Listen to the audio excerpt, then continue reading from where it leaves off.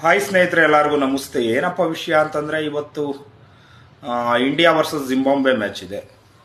ನನಗನ್ಸುತ್ತೆ ಇವತ್ತು ಇಂಡಿಯಾ ಗೆದ್ದೇ ಗೆಲ್ಲುತ್ತೆ ಅಂತ. ಬಟ್ ಅದಕ್ಕೆ ಮುಂಚೆ ಒಂದು ಮ್ಯಾಚ್ ಇದೆಯಲ್ಲ, West Indies versus South Africa match. ಆ ಮ್ಯಾಚಲ್ಲಿ ಸೌತ್ ಆಫ್ರಿಕಾ ಗೆಲ್ಲಬೇಕು.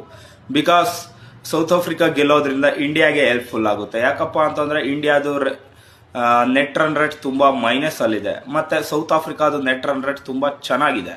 ಸೊ ಸೌತ್ ಆಫ್ರಿಕಾದು ನೆಟ್ ರನ್ ರೇಟು ಚೆನ್ನಾಗಿದೆ, ಮತ್ತು ವೆಸ್ಟ್ ಇಂಡೀಸ್ದು ಜಾಸ್ತಿ ಇದೆ. ಸೊ ವೆಸ್ಟ್ ಇಂಡೀಸ್ದು ನೆಟ್ ರನ್ ರೇಟ್ ಕಡಿಮೆ ಆಗಬೇಕು ಅಂತಂದರೆ ಇವತ್ತು ಅವರು ಸೋಲ್ಬೇಕು, ಪ್ಲಸ್ ಸೌತ್ ಆಫ್ರಿಕಾ ಗೆಲ್ಲಬೇಕು, ಮತ್ತು ಇವತ್ತು ಜಿಂಬಾಬ್ವೆ ವರ್ಸಸ್ ಇಂಡಿಯಾ ಮ್ಯಾಚಲ್ಲಿ ಇಂಡಿಯಾ ಗೆಲ್ಲಬೇಕು. ಈ ರೀತಿಯಾದ ಸಿನಾರಿಯೋ ಆದರೆ ಇಂಡಿಯಾಗೆ ತುಂಬಾ ಲಕ್ ಅನಿಸುತ್ತೆ ಏನಕ್ಕೆ ಸೆಮಿಫೈನಲ್ಗೆ ಹೋಗೋದಕ್ಕೆ.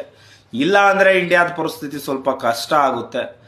ಯಾಕಪ್ಪ ಅಂತಂದರೆ ನೆಕ್ಸ್ಟ್ ಮ್ಯಾಚ್ ಇರೋದು ವೆಸ್ಟ್ ಇಂಡೀಸ್ ಮೇಲೆ. ಆ ಮ್ಯಾಚಲ್ಲಾದರೂ ಗೆಲ್ಲಲೇಬೇಕಾಗುತ್ತೆ. ಗೆಲ್ಲೋದಕ್ಕಿಂತ ಇನ್ನೆರಡು ಮ್ಯಾಚ್ ಅಂತೂ ಗೆಲ್ಲಲೇಬೇಕು.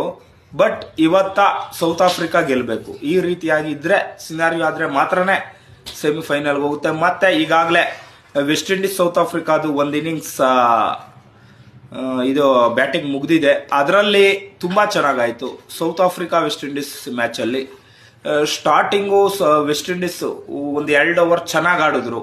ಆಮೇಲೆಲ್ಲ ಪತ ಉದ್ರಕತ್ತಿದ್ರು ವಿಕೆಟು. ಆಮೇಲೆ ಒಂದು 13 ಓವರ್ ಆದಮೇಲೆ ರೊಮ್ಯಾರಿಯೋ ಶೆಫರ್ಡ್ ಮತ್ತು ಜೆಸನ್ ಹೋಲ್ಡರ್ ಇಬ್ರು ಸೇರ್ಕೊಂಡು ಒಂದು ಒಳ್ಳೆ ಇನ್ನಿಂಗ್ಸ್ ಕಟ್ಟಿ ಸುಮಾರು 176 ರನ್ಗಳನ್ನ ಕಲೆ ಹಾಕಿದ್ರು. ಸ್ಟಾರ್ಟಿಂಗಲ್ಲಿ ನಾವು ಅಂದ್ಕೊಂಡ್ವಿ ಅವರು 13 ಓವರಲ್ಲಿ ಮೋಸ್ಟ್ಲಿ ಇವರು 100 ರನ್ನು ಕೂಡ ಮಾಡಲ್ಲ ಅಂತ. ಆದರೆ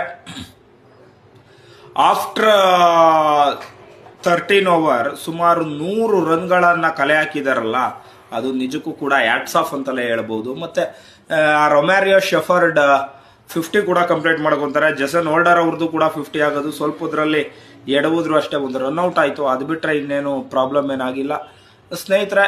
ಇದು ಬಿಟ್ಟರೆ ಎಲ್ಲ ಚೆನ್ನಾಗಾಗಿದೆ. ನಾವು ಅಂದ್ಕೊಂಡಾಗೆ ನಡೀತಿದೆ. ಸೆಕೆಂಡ್ ಇನ್ನಿಂಗ್ಸ್ ಬ್ಯಾಟಿಂಗ್ ಆದಮೇಲೆ ಮೋಸ್ಟ್ಲಿ ಸೌತ್ ಆಫ್ರಿಕಾ ಗೆಲ್ಲುತ್ತೆ ಅಂತ ನಾನು ಅಂದ್ಕೊಳ್ತಾ ಈ ಒಂದು ವಿಡಿಯೋವನ್ನು ಇಲ್ಲಿಗೆ ಮುಗಿಸ್ತಾ ಇದ್ದೀನಿ. ಜೈ ಹಿಂದ್, ಜೈ ಕರ್ನಾಟಕ, ಜೈ ಭುವನೇಶ್ವರಿ ದೇವಿ.